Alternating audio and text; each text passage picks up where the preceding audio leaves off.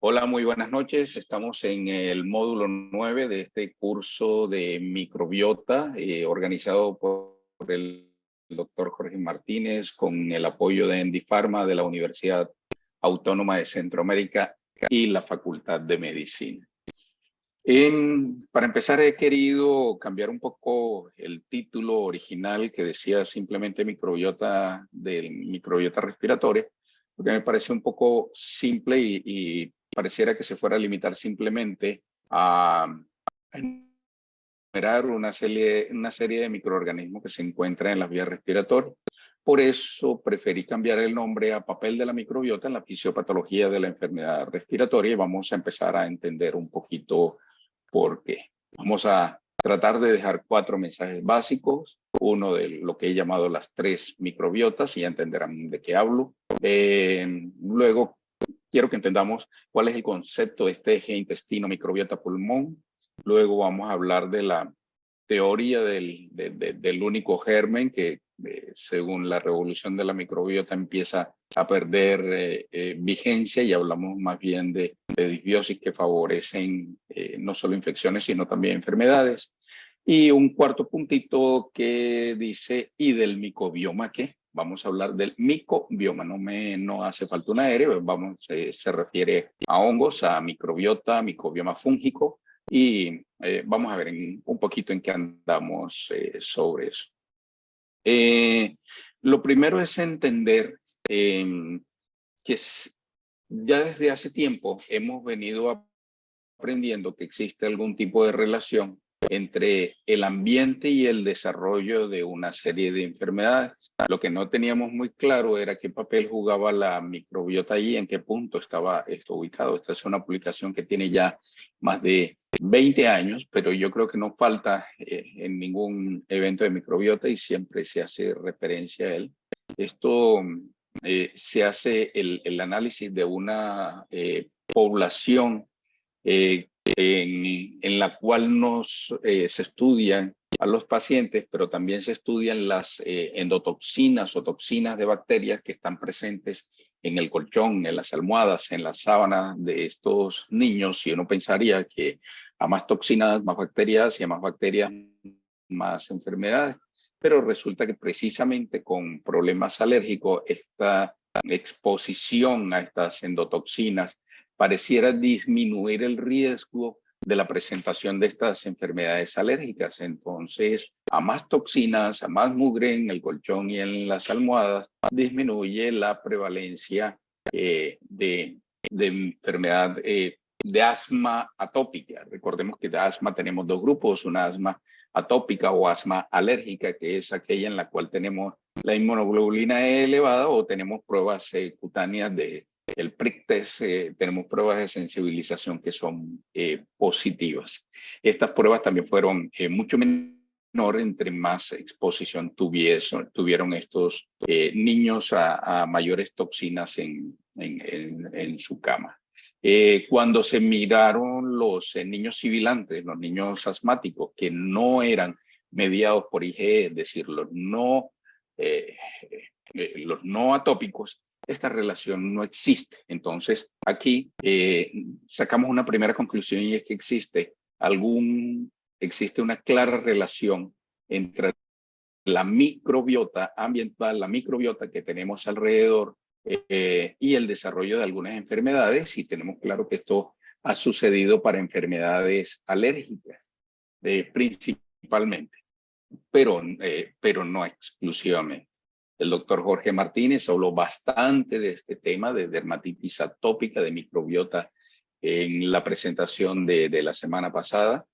Y vemos 2 poblaciones, unas poblaciones que estaban relacionadas, ya fueran con familias granjeras o aquellos que no tenían relación con granjas. El hecho de vivir en granjas hace que estén más expuestos a una serie de cosas y estas granjas, estamos hablando de granjas con cobertizo, con heno, con caballos, con vacas, con pelos, con una cantidad de cosas, y se ve que dentro de las poblaciones, las que están en azul, que fueron criadas con entorno en granjas, ya fuera directamente el paciente o la mamá de los pacientes, de los sujetos de este estudio, existe una menor prevalencia de dermatitis atópica en ambos casos. Es por esto que yo he querido llamar esta primera parte las 3 microbiotas. Las 3 microbiotas porque siempre estamos hablando de la microbiota intestinal,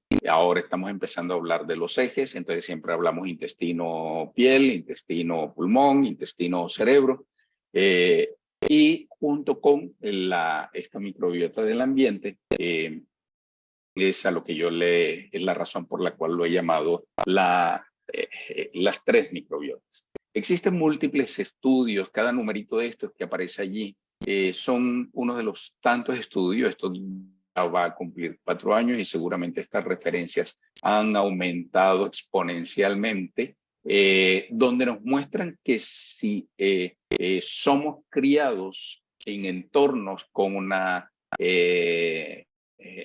con granjas, con exposición a mascotas, vamos a tener una gran diversidad microbiana. Tenemos un fuerte desarrollo del sistema inmune innato, y dependiendo de si estos factores se asocian a otras cosas o no, podemos tener una variación en la formación, en el diseño de nuestra microbiota, si hemos sido expuestos o no a animales de la granja, y súmele a si el parto fue vaginal o fue cesárea, y súmele lo que hemos dicho una y otra vez, si la alimentación fue con leche materna o fue con biberón, y súmele si hemos tenido el uso de antibióticos a edades tempranas. Cuando ocurren estas intervenciones, sobre todo uso de medicamentos, de antibióticos, y comparamos, por ejemplo, las microbiotas del pulmón contra los que no han estado en este entorno ambiental, los que no han recibido este tipo de agresión ambiental, en estos niños expuestos a estos medicamentos, aumentan la colonización de estafilococo, del Streptococcus pneumoniae, la moraxella catarralia, el hemófilo influenza, parecieran tener más exposición, más susceptibilidad de desarrollar infecciones virales y a tener más complicaciones bacterianas. Cuando se analiza la microbiota, aumentan las proteobacterias. Recordemos aquel primer módulo mío, segundo módulo del curso, donde decíamos que desde los 5 filotipos más frecuentes que constituyen la microbiota intestinal humana, las proteobacterias, cuando están aumentadas, son sellos de disbiosis, son sellos de que muy seguramente tenemos problemas de enfermedad, mientras que las actinobacterias, en el filo al cual pertenecen las bifidobacterias, está realmente disminuido. Estamos hablando aquí de pulmón. Esto nos lleva a una serie de complicaciones con unas alteraciones de la inmunidad de la mucosa de la vía aérea, con una hiperreactividad bronquial, con respuestas dudosas a corticoides, y estudios que han mostrado cómo los diferentes perfiles inflamatorios, TH17, TH9, están aumentados, o la eosinofilia que tenemos identificada desde hace tiempo con estas enfermedades respiratorias. Decimos en resumen que si tenemos poca exposición a este tipo de ambientes, con exposición a cosas inadecuadas, desarrollamos unas alteraciones a la microbiota que nos favorecen el desarrollo de enfermedades con mecanismos inflamatorios por debajo que están bien identificados. Por el lado intestinal, lo que ya hemos mencionado, disminución de bacterias que son amigas nuestras, Bifidobacterium, aquí hay un error de la publicación, de la Akkermansia que conocemos desde hace algunos pocos años, la Akkermansia mucinífila, el Faecalibacterium praunici, En otro estudio también identifican la misma disminución del Picobacterium, pero también de las Lactospira, de la Veillonella, de la Rhotia. Aquí se repite. Es decir, pareciese haber un patrón de alteración de la microbiota intestinal cuando tenemos estos factores ambientales no favorables. Y esto nos lleva también a lo que hemos dicho, y lo vamos a decir en esta clase, en este módulo más de una vez también, produce si estamos bien, que es lo que está en verde, producen inducción de las células T reguladoras por los ácidos grasos de cadena corta que vienen de los microorganismos. Recordemos una vez más la importancia de los ácidos grasos de cadena corta. Hasta ahora siempre hemos pensado que las bifidobacterias, bueno, son las principales productoras de ácidos grasos de cadena corta a partir de los prebióticos, las fibras no digeribles que llegan al intestino, pero estamos aprendiendo a entender también que algunos de los probióticos o bacterias que utilizamos como probióticos comerciales también tienen la capacidad de producir ácidos grasos de cadena corta, como el Bacillus clausi, el Saccharomyces boulardii, y otros en menos intensidad, porque no todos producen las tres principales ácidos grasos. Pero si el asunto no está bien, se produce una disminución en la producción de la inmunoglobulina A y la modulación de las natural killers. Se ha estudiado una y otra vez con estudios que aún no son conclusivos. Ahora, lo que vamos a querer entender hoy es la interacción entre estos dos puntos, entre esta microbiota y esta respuesta inflamatoria respiratoria, entre esta microbiota y esta respuesta inflamatoria intestinal, y cómo nos llevan al desarrollo de enfermedad intestinal. Pero ¿cómo es que funciona ese eje intestinal? Que a mí me han dicho que el eje cerebro-intestino tiene al menos 3 vías, y tenemos una superautopista aquí, que es un nervio vago con una serie de neurotransmisores que se producen en el intestino y que de aquí llegan hasta acá, pero también ayudados por el eje hipotálamo suprarrenal, teniendo como principal mediador el cortisol, pero también las citoquinas. Aquí como que la teníamos clara, pero en el pulmón, ¿cómo funciona esto? ¿Existe algún nervio que comunica el intestino con el pulmón? Pues no. El asunto es un poco más esquemático. Realmente es algo como de 3 niveles, y esto va a aplicar no solamente para este eje pulmón, sino para cualquier otro epitelio, para cualquier otra parte del cuerpo, incluso los no epiteliales, como ya hablamos de microbiota corazón, donde claramente el eje está mediado por metabolitos que pueden favorecer el desarrollo de enfermedades cardíacas.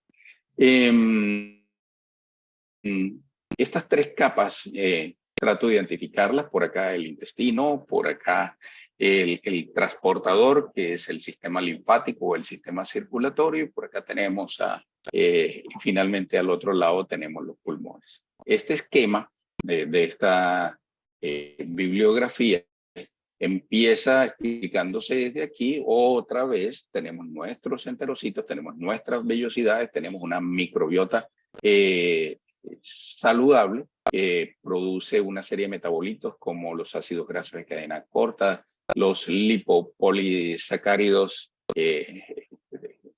principalmente de membrana, y todos estos metabolitos producen una interacción con la célula dendrítica, que recuerde tiene una dendrita que viene por acá y es capaz de identificar las bacterias o sus metabolitos, y ellos inducen en esta célula dendrítica unos cambios fenotípicos, es decir, la activan, y esta célula dendrítica finalmente activada migra hacia los nódulos linfoides mesentéricos, donde encuentra a las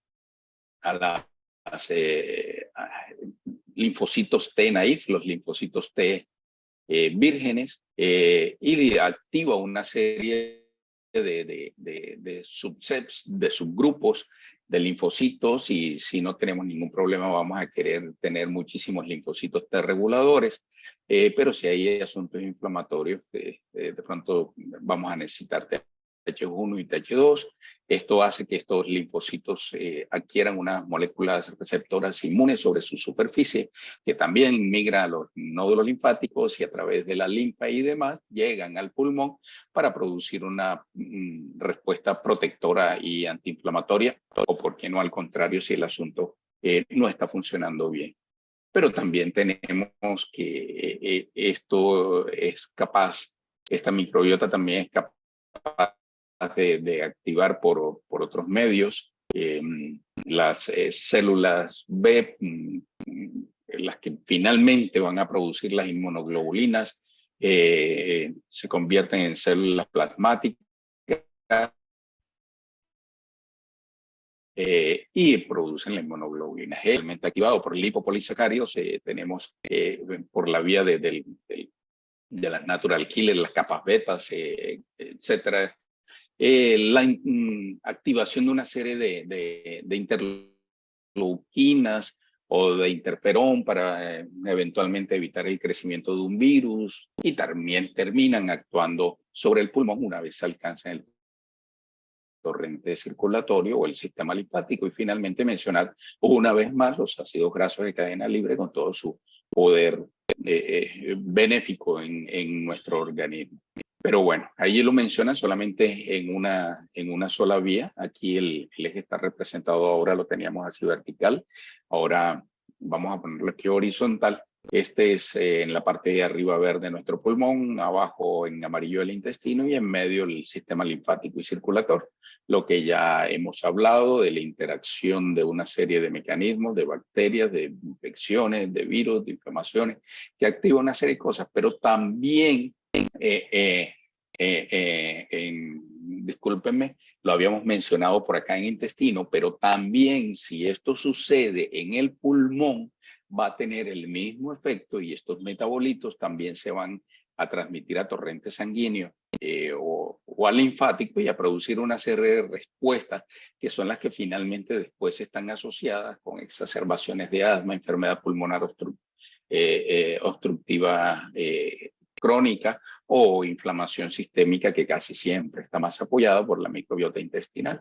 Es por eso que aquí se apoya que desde el intestino, desde la parte de abajo, hacemos intervenciones saludables, y es a lo que apuntamos toda esta cantidad de estudios con alimentación rica en fibra, con alimentos fermentados o con cosas que favorezcan la fermentación y la producción de ácidos grasos de cadena corta, la administración de probióticos e incluso intervenciones como la transferencia de materia fecal, puede restablecer bacterias benéficas que llevan a un control y a una mejor salud, que va a repercutir también a distancia en el pulmón, por ejemplo, y tener menos enfermedades. Este es un módulo, algo esquemático de cómo entendemos cómo funciona esto. Esquemáticamente tenemos el intestino arriba, tenemos el pulmón aquí abajo, esta es la luz intestinal. El rojo es un virus que pretende atacarnos, y acá tenemos un comensal verde y un sistema inmune representado simplemente por una célula aquí que se parece a un leucocito. Existe la posibilidad de que este virus que entra por el intestino, mecanismos que ya sabemos, pero también puede hacerlo a distancia porque activa el sistema inmune por toda esta cantidad de vías que hemos visto, y sin hacerlo, sin interactuar directamente con el virus, lo puede bloquear, pero también lo puede hacer a distancia, y ya sabemos cómo. Pero también puede existir otro tipo de microbiota que no es la adecuada y que por el contrario puede favorecer la progresión de los virus desde el intestino o puede facilitarle a través de un control diferente del sistema inmune para que pase ya sea desde el intestino o desde el mismo pulmón. Entonces vemos cómo se entiende este eje intestino-pulmón, cómo interactúa y cómo funcionan sincronizados perfectamente. Y es que si quisiéramos irnos un poco más atrás, es desde nuestra embriología. Esto yo quisiera alucinar que es un embrión de por ahí de cuartas semanas. Este es el intestino anterior y por acá hay un botoncito. Este botoncito, que es el que se representa aquí está el intestino anterior, aquí está el botoncito. Esta zona amarilla es la que finalmente da permite el desarrollo del sistema intestinal, pero a partir de ese botoncito, de ese divertículo respiratorio, es que se va a desarrollar nuestro sistema respiratorio.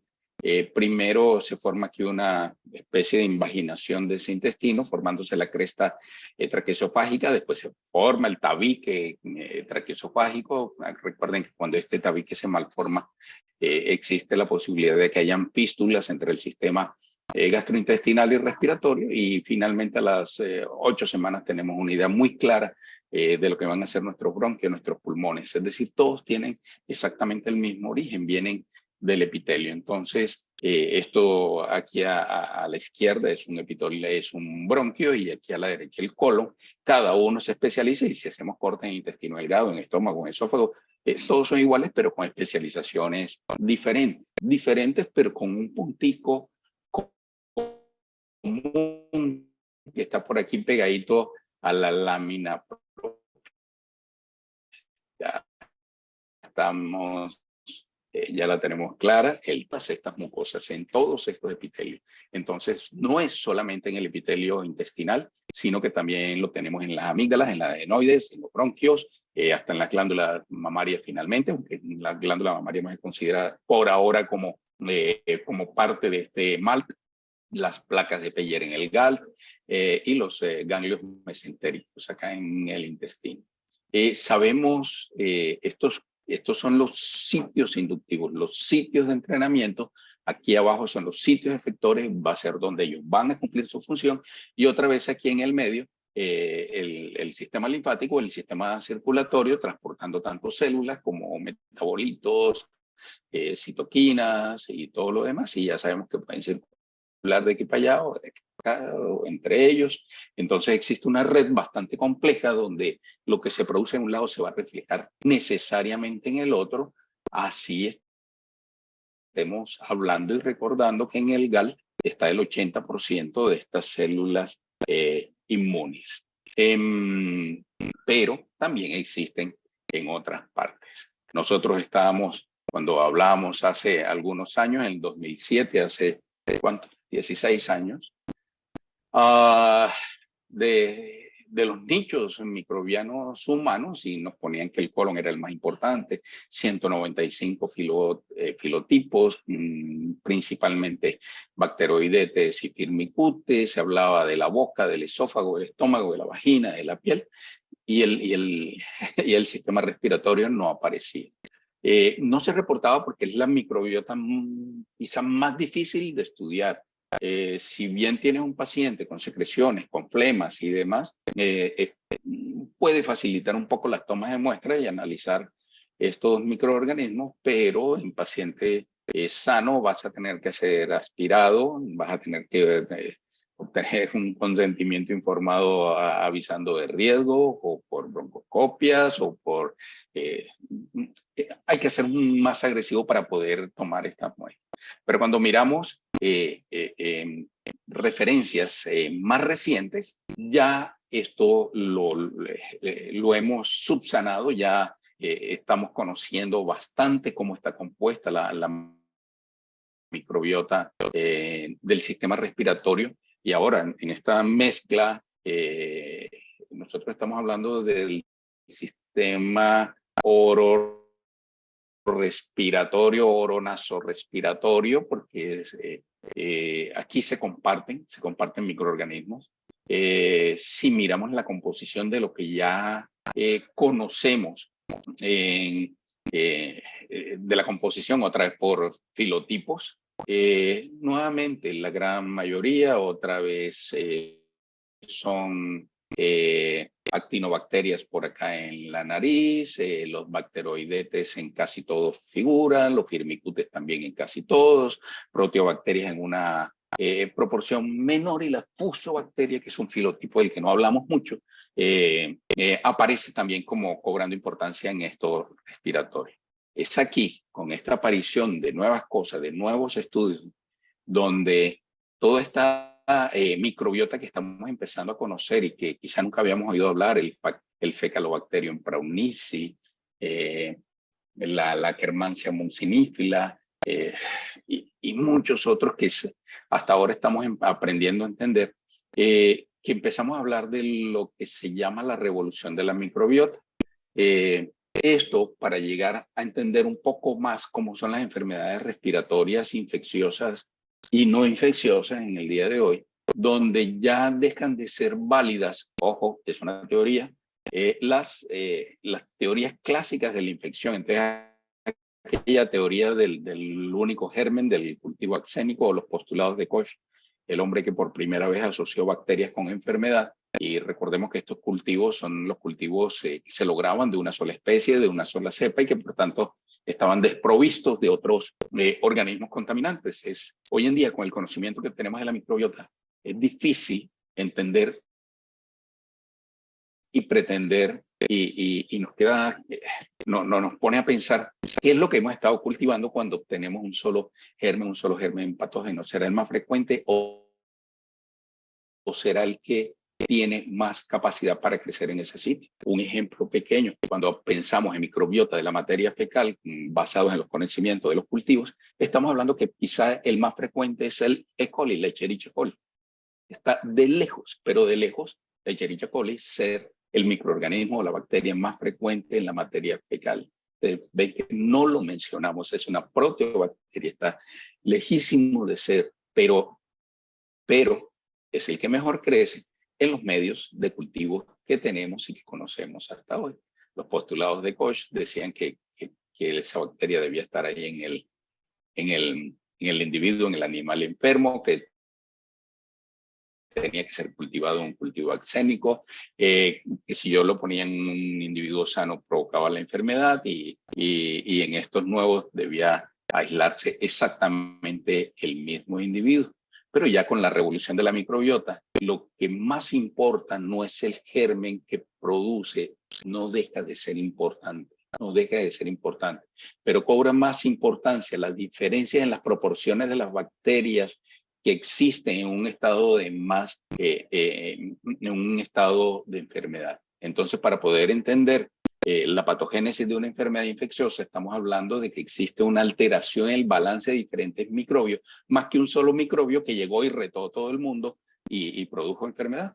Así era como lo veíamos antes en la enfermedad respiratoria. Entonces, en la enfermedad respiratoria tenemos episodios de aspiración que producían una serie de neutrófilos y cosas, pero no sé, cero de microorganismos, cero de interacción con la microbiota, o las aspiraciones de líquidos o de cualquier otro químico estéril que produjese lesión, se consideraba que era capaz de producir una enfermedad inflamatoria, pero sin relación con la microbiota.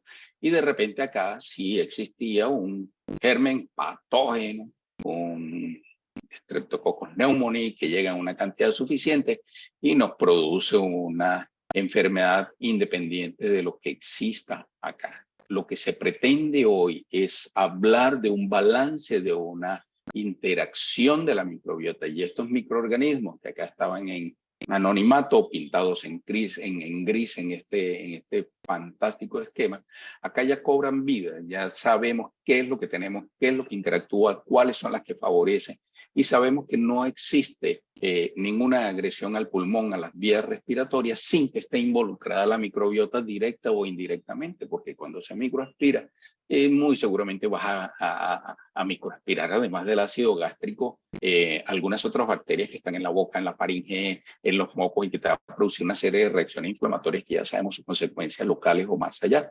O bueno, digamos que existen solamente alteraciones inflamatorias, pero esas alteraciones inflamatorias producen una alteración del nicho natural del crecimiento de los microorganismos que allí tenemos, y ese nicho natural al ser modificado, lo hace más susceptible, porque pierde el balance entre las buenas y las malas, lo hace más susceptible para producir una neumonía. Es decir, no solo necesitamos el germen que entra aquí, sino que también necesitamos que la microbiota que estaba allí esté alterada, para que tienen que conjugarse esas dos situaciones para que se produzca enfermedad. Entonces, aquí lo representamos nuevamente de una manera muy ágil, espectacular. Esto es el resumen de muchísimos estudios. Por acá van a encontrar géneros, pero también van a encontrar especies, pero también porque son fuentes diferentes, entonces se habla de diferentes cosas. Y hablamos de un grupo de gérmenes comensales, de bacterias benéficas que están allí, y unas que producen enfermedades, las protobacterias, el Haemophilus influenza, la Pseudomonas aeruginosa, el Streptococcus pneumoniae, etcétera, etcétera, etcétera. La combinación de la disminución de la una o el aumento de lo otro, ya se está identificando y existe una serie de factores, de patrones, perdón, que se pueden ver en enfermedades como asma, la fibrosis pulmonar idiopática, aquí no está, pero pudiera ser la fibrosis quística, la enfermedad pulmonar obstructiva crónica, las bronquiectasias. Entonces, no solo basta, que era lo que yo no quería, hacer una enumeración de que el pulmón es rico en estreptococos, en fusobacterios, en rotias, en prebotelas y demás, sino que esta alteración, la alteración, el desbalance de esto, es lo que finalmente nos lleva a una serie de enfermedades y que estudios como este nos muestran que también pueden servir para el pronóstico y saber cómo va a evolucionar la enfermedad. Esto lo que nos muestra es simplemente que a mayor carga bacteriana en el pulmón, a mayor, aquí no se habla de patógenos, de nada, porque se midieron simplemente cargas bacterianas. En naranjas fueron los que tenían más bacterias, en gris los que tenían menos bacterias. Entre mayor carga bacteriana en el pulmón, peor pronóstico, por ejemplo, en la fibrosis pulmonar idiopática, solo por poner un ejemplo, y se van a encontrar estudios como este, decenas, uno y otros y otros. Ya estamos empezando a entender un poquito y a graficarlo y a cuantificarlo y a decir cómo tiene que ver el ambiente en el desarrollo de la enfermedad. Un estudio de hace ya ratico, se identificó esta bacteria, que es un gran negativo no patógeno, la Acinetobacter luofi, como muy lo sacan de los cobertizos, como ese rojo que le mostraba ya al principio, que los cobertizos que son ricos en este tipo de gérmenes, las personas que están, los pacientes, los individuos que se crían en ese tipo de entornos, tienen menos presencia de asma.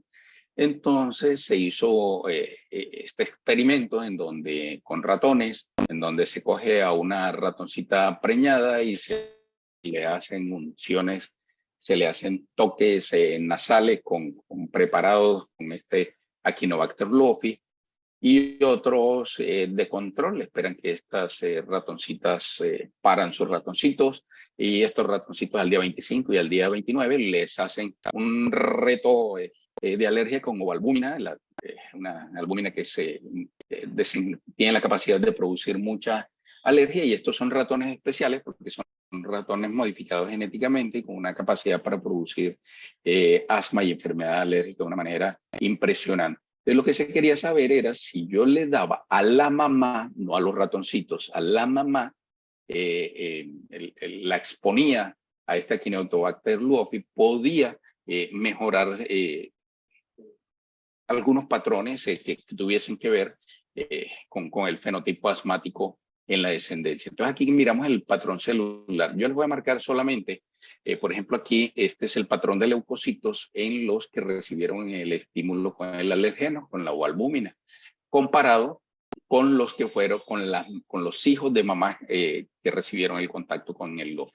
Lo mismo, y la diferencia es significativa. Lo mismo pasó con los eosinófilos, lo mismo pasó con los linfocitos, y si miramos la histología de los agredidos, que están aquí con rojo, contra los agredidos y protegidos con el LOFI, la reacción inflamatoria es mucho menor, menos severa, que se puede medir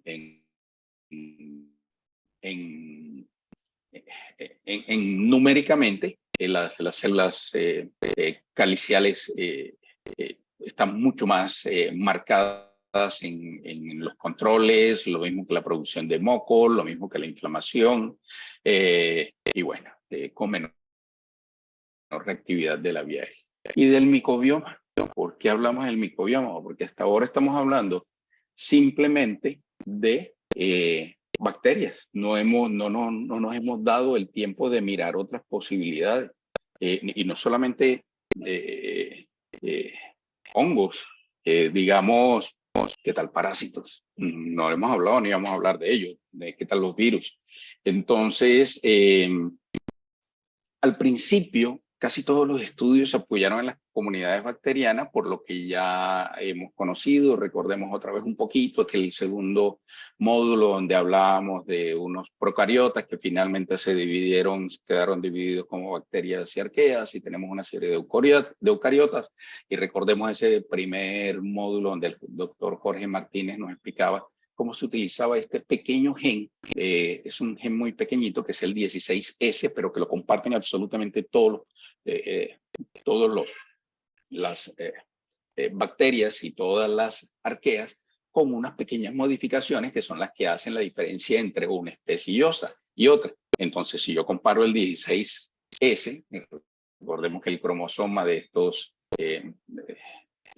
procariotes es un solo cromosoma circular. Si yo comparo estos 16S y miro las diferencias entre ellos, yo puedo saber que tengo ahí al frente, pero los 16S no lo tienen los eucariotas, es decir, no lo tienen los hongos, no lo tienen las levaduras, no lo tienen los animales. Entonces recurrimos a otras tecnologías que se han ido purificando, se han ido mejorando, y recurrimos a esto que se llama a dos técnicas básicas, que es a otro gen diferente, que es el 18S, que se utiliza para clasificar animales, vertebrados, hongos y demás, pero también a estas cadenitas que existen entre los diferentes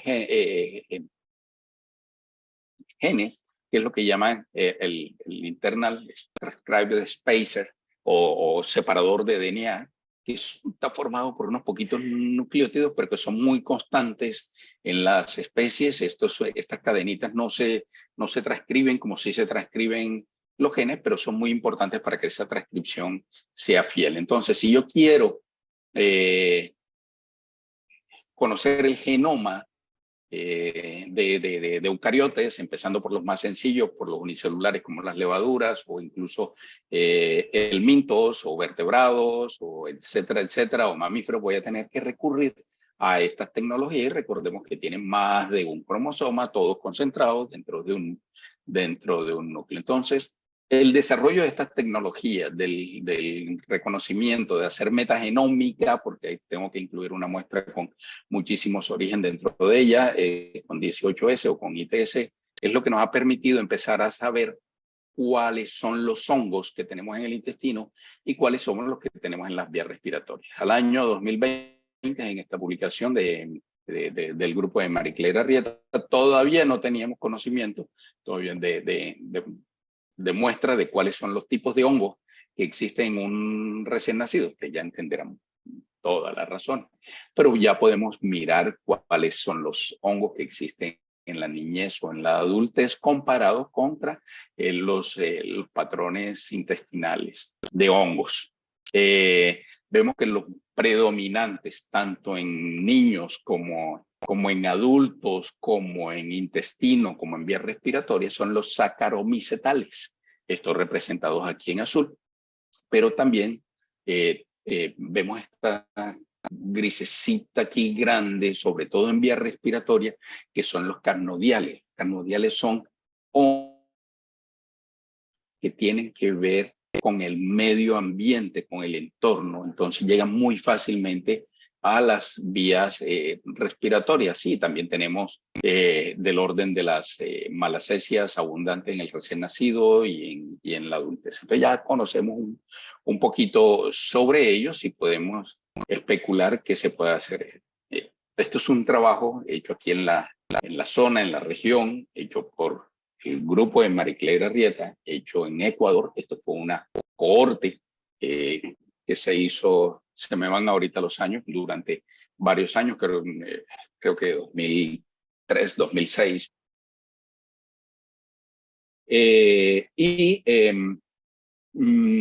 se tomaron muestras de microbiota de bebés de 3 meses y ahí se tuvieron. Y ahorita más adelante, ya en 2017, 2018, fueron y se identificaron a los niños de 5 años de edad que tenían asma y los que no tenían asma alérgica. Y se compararon los que tenían asma y los que no tenían asma contra aquellas muestras de absolutamente todos que se habían colectado en unos pueblos de la zona rural del Ecuador. Y estos fueron los principales cambios, primero en bacterias, Streptococcus, aumentados en los de enfermedad alérgica respiratoria, pero también estos pacientes enfermos tenían disminución de bacteroides y de bifidobacterias. Y en cuanto a hongos, hay una disminución absoluta de los saccharomycetales. Los saccharomycetales, recuerden que son los que predominan en todas las edades, en todos los grupos, tanto en vías respiratorias como en intestino. Y aparece este nuevo vecino en el barrio que se llama, lo voy a intentar leer, Pichia kudryavtsevi.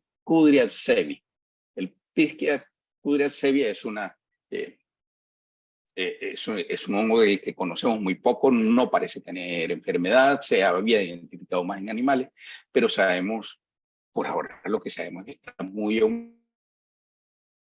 aumentado en pacientes que sí tenían asma. Y en cuanto a los ácidos grasos de cadena disminuido en estos pacientes, eso quiere decir, una vez más, que en la vida temprana existen una serie de ambientes, incluyendo antibióticos, que pueden producir alteración de la microbiota y micobiota intestinal y respiratoria, pero también ayudados con esta parte de la exposición de los hongos ambientales, y la combinación inadecuada de ellos nos puede dar el desarrollo de asma. Hay que llamar la atención que los hongos tienen unas características únicas por su membrana, por ser como son, que son diferentes de las bacterias y que tienen mecanismos diferentes, únicos, porque tienen quitina en su membrana que elicitan, despliegan, producen otro tipo de reacciones de tipo inflamatoria. También tiene unas proteasas que no tienen las bacterias, tienen los beta-glicanos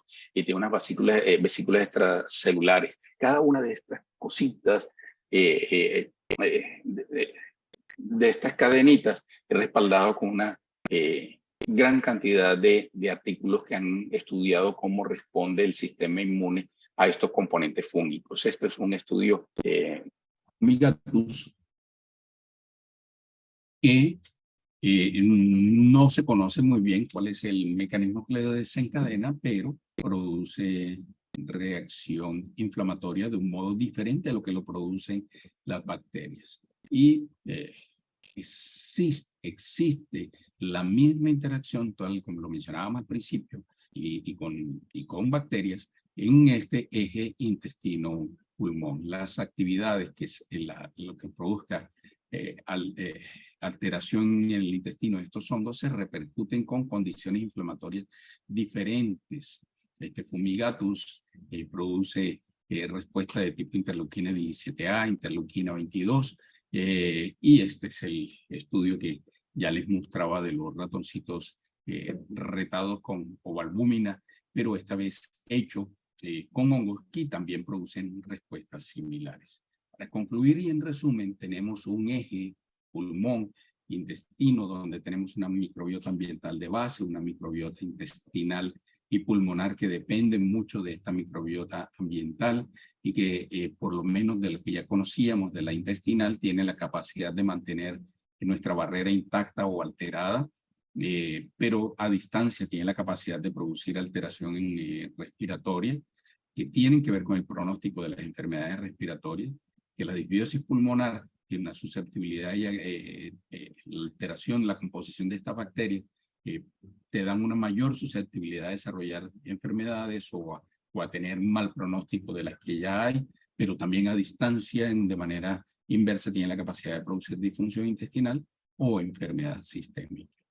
Quiero agradecerles a toda la atención y espero haber dejado este núcleo, este concepto, claro cómo funciona este eje intestino-pulmón, pero sobre todo sin que se nos olvide la importancia de la microbiota ambiental de la que estamos empezando a hablar ahora, porque todas ellas nos van a llevar no solo a enfermedad intestinal y a enfermedad pulmonar, sino también a enfermedades sistémicas y de otro tipo. Nuevamente, invitarlos a que estén muy pendientes, muy al tanto de las actividades de nuestro grupo GICAM, y ya casi vienen las masterclass GICAM con Mariclera Arrieta, con el doctor Fernando García, con el doctor Berrosti, con María Carmen Collado. Estamos ya unas 2 o 3 semanas de hacer la primera con el doctor Fernando García sobre quorum sensing, cómo se comunican las bacterias entre ellas, cómo se hablan entre ellas. Muchas gracias a todos. Quedo pendiente de cualquier inquietud. No se les olvide contestar el cuestionario, llenar la encuesta, contestar el examen. Muchas gracias.